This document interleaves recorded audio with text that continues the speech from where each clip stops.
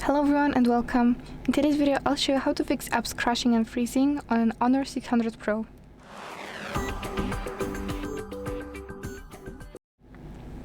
First you want to open settings and scroll down to apps. There go into manage apps and select the apps that is crashing. Then go into storage and clear cache and data. Check if it helped. If it didn't, try force stopping it. Then try to reopen it again to see if it works. If the app is still giving you trouble, try uninstalling it.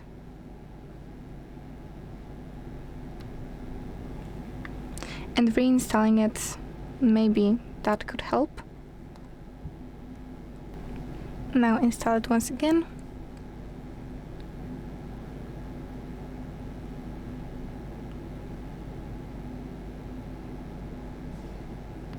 And now it should be back to normal. And that's it for today. I hope everything that I said helped. Make sure to like and subscribe, and I'll see you in the next one.